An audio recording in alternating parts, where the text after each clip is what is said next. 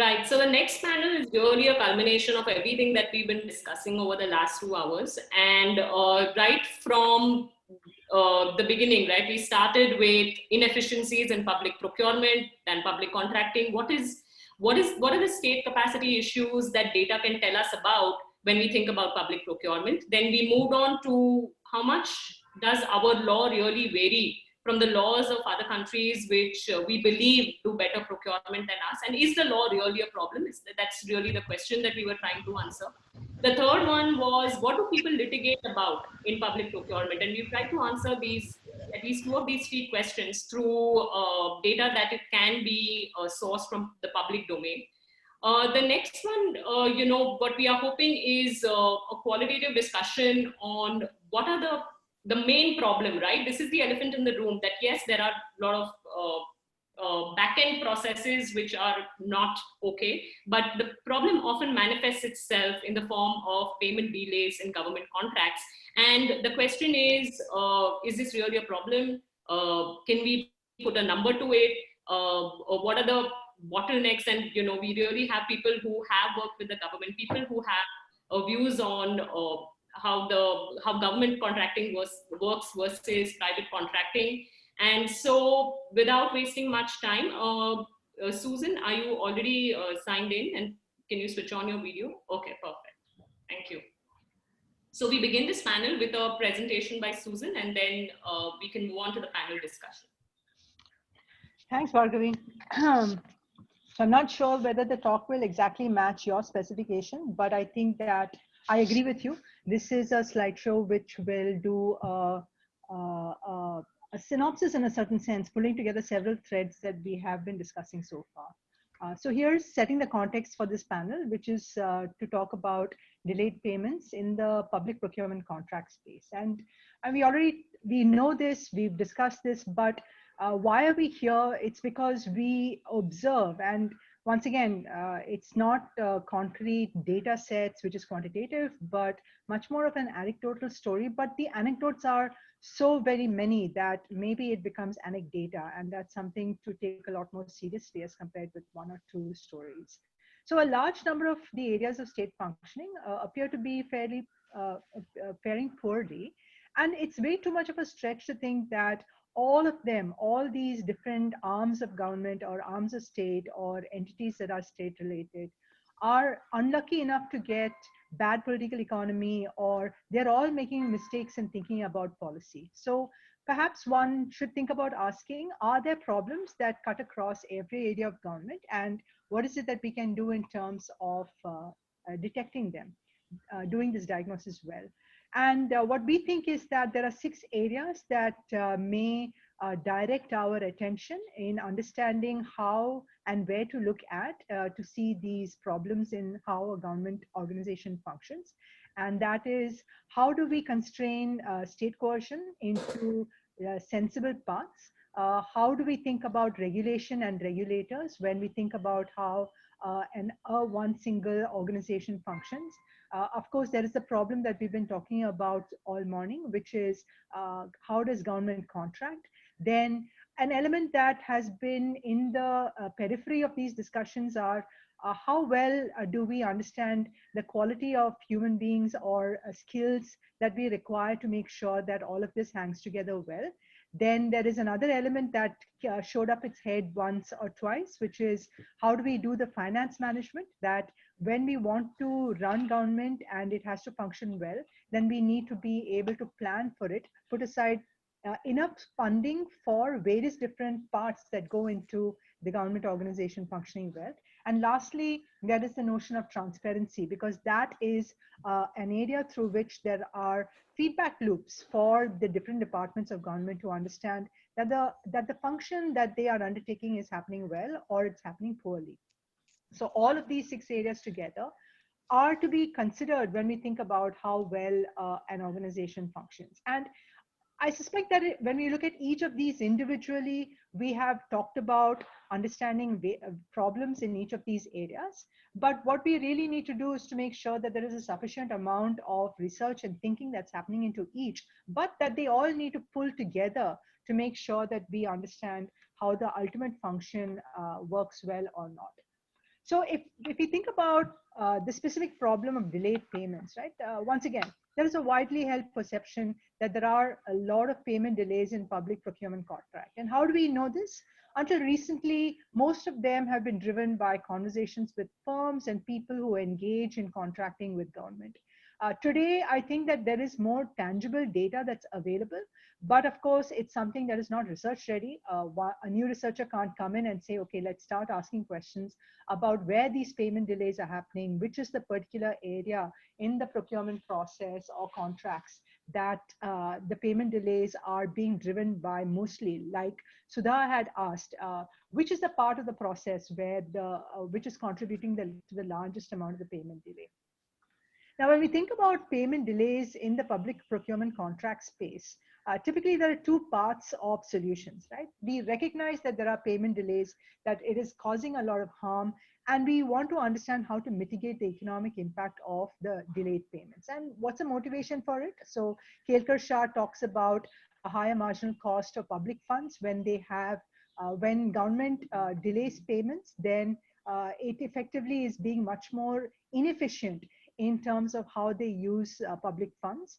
And of course, it also has an impact on the firms that engage with governments. The way that we think about the profitability of the firm gets harmed when the payments that are due to them are delayed. And for some sets of firms, particularly the small firms or those firms that don't have enough of a heft by way of cash or assets, it can lead to a higher probability of closure. And all of this together puts depression on depressive force on the economic growth. And this is something that the group had put together in a literature review that's posted on Ajay's blog, which summarizes not just for India, which is all anecdotal, but I think the most concrete understanding of how the delayed payments from a public procurement process, because impacts the economic growth or the health of firms. Pretty much everywhere in the world, the government is a large contractor. They are one of the larger single entities that are participating in the economic transaction space. And when it has an inefficient form through which it does these contracting, then we see that it harms everybody because of the size of the government. What is the solution for something like this? Come in, and I think that Indira Rajaraman had an article last year where she looks at proposing that one part of the cost should be paid off by government, but the numbers that we are talking about and the fiscal space has a mismatch. Some of the numbers that we are seeing in terms of how much of a payment delay hurt has happened, or how much of payment is being delayed, stands to the tune of about 10 trillion rupees. Whereas I think that Indira mentioned in her article that the government has put aside something like 25,000 crores for easing the harm that's caused by delayed payments. So, and in any case, the larger point is that any solution of this nature is a short-term or a one-off solution. It only solves for the delay as and when it happens, but it doesn't address the problem of why it is that the delay is happening at all. So the second solution that we typically think about in thinking about the problem of delayed payments is how do we minimize the rate and the size of growth of the payment delays itself? And for this, what we need to do is understand and diagnose the underlying reasons for why payment delays happen. And once we've understood the reasons, use them to identify solutions to permanently reduce the delays.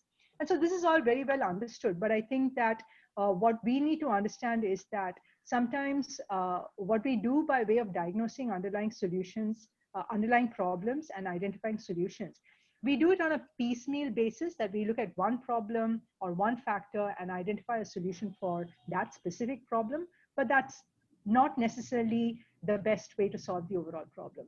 One last thing that I will mention is we of course need to move away from even anecdata to getting a solid, continuing, reliable, regular frequency of measurement of these delays, because as and how we put in place solutions to solve these problems, we need to understand how that is having an impact on the payment delays in the procurement space. Now, what this panel hopefully will do is focus on the second and the third part, which is attempt to think about and discuss a bottom-up approach on why it is that payment delays are so endemic in the procurement process in India. And from this, hopefully, we will use it to as a guide to find solutions to reduce the delays in payments. So first, let's talk about some of the perceptions that cause payment delays. The most often heard solution or problem is that delays come because there are constant renegotiation of contract terms, even post the award of the contract itself. And so we've seen a lot of people discuss and talk about how to fix the L1 process that drives the awarding of contracts in public procurement. A second one that we hear is, and we've discussed this even in today's morning's discussions, is that the government has dominant power and that leads to corruption at the stage of both project delivery as well as project payment, right? And I think the solution that Dia has mentioned and other people has mentioned is increase accountability mechanisms for government procurers. But as Sudha mentioned, that's not necessarily the best way out of solving the problem of payment delay. Often it is seen as something that ties the hands of the people who are involved in signing off on bills and invoices or signing off on saying that a particular product has been delivered. And then that can become something that actually harms the entire effort to reduce payment delays and instead increases it. And finally, another one that we've talked about is budget overruns. That if we don't have good planning, either on the funding for the project or the procurement project, or we have poor liquidity management, that other projects get paid first before this particular project does, then we have a problem as well. And I call all of these perceptions because they're derived from anecdotal evidence and not really from well-established data that we are monitoring and measuring year after year, decade after decade. And so when we put these things in place, we don't have a base on which we can ask and answer the question that if we put these solutions in place, how well are they working to solve the problem? And once again, I would like to emphasize that very often when we are doing system building, it's not about one particular factor, but perhaps that all of them really need to progress or make progress going forward together. Else you're always going to have a gap between what is a desirable outcome and what we have on the ground. So anytime that we think about reforms and policy discussions around it, today I think that we are comfortable thinking about the need for organizing it, if we can, into an input, output, and outcome analysis. And when we look at the entire space of the government procurement problem, we think that, of course, it's a contracting problem. Procurement is one type of government contracting. And if you think about procurement payment, that is the payment that is supposed to be delivered to the person who has delivered on the procurement problem or transaction, the payment is, we would say, a measurable output of the contracting process. So if the contracting process works well, then we see that payment happens on time.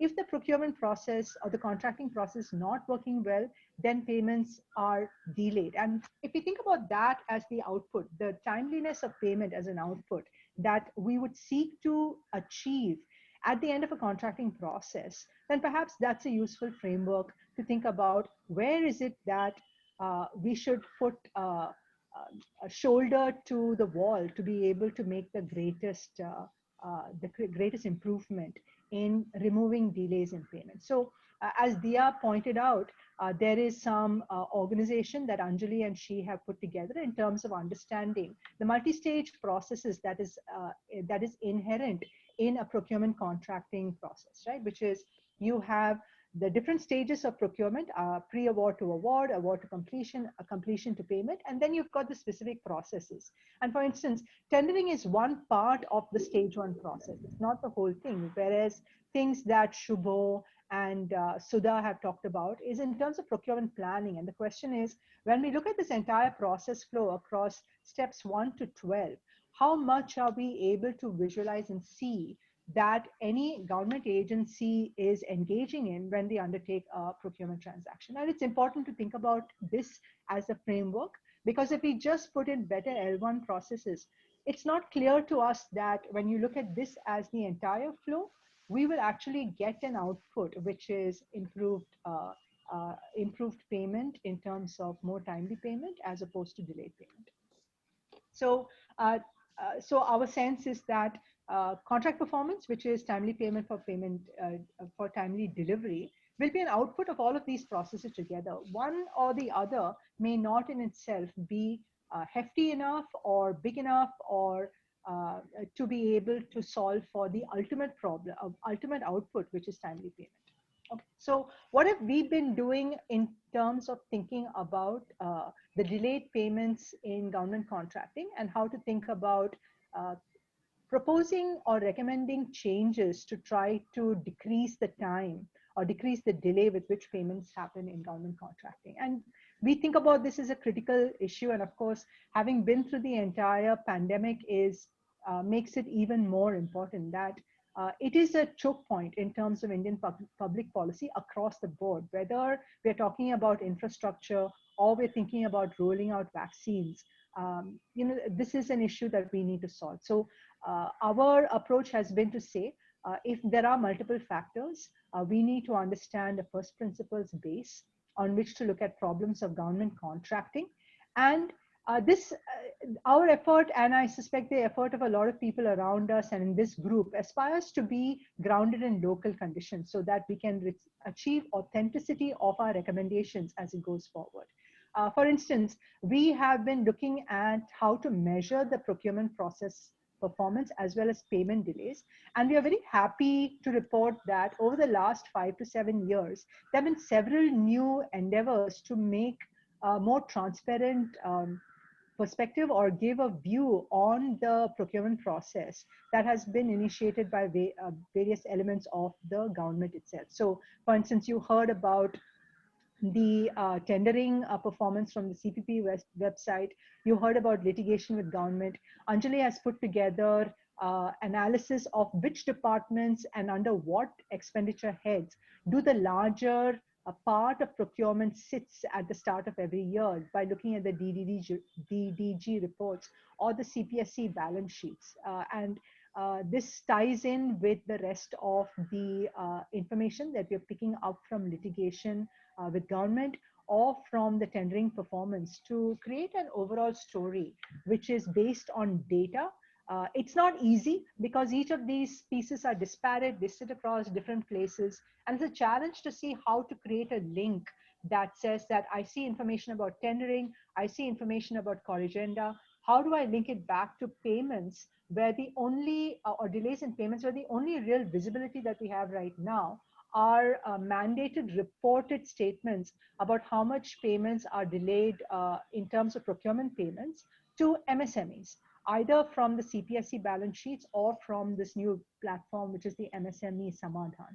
So it's a challenge, but I think that as compared to before, where we had to depend upon stories by people, now we can augment it by actual data.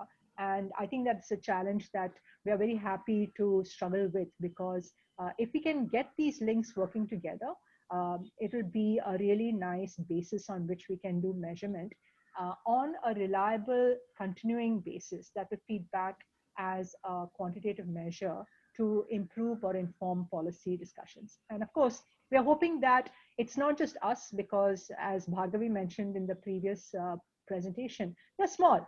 And insofar as we can engage with the larger community of researchers and practitioners, the aim is to develop deep domain knowledge on the problem of delayed payments, to understand better from existing research literature, write and contribute to that research literature, and then diffuse this knowledge back into the Indian policy process. And potentially, if we can get opportunities out of this entire work, to give support or to work with some of the state organizations that are thinking of government contracting reforms, as Santosh mentioned, NHAI may be interested in doing, then that would be a great win, and we'd be very happy to contribute to take part in such efforts. And all of this material will be put up in the public domain at our website, which is still in the making. So please keep watching this space. You will get an update email about where this material is going to come from. And that's my pitch for today. And I hope that's a useful context for the panel discussion. Thank you. Thanks, Susan. That's comprehensive. It nicely ties together everything that we've been doing. And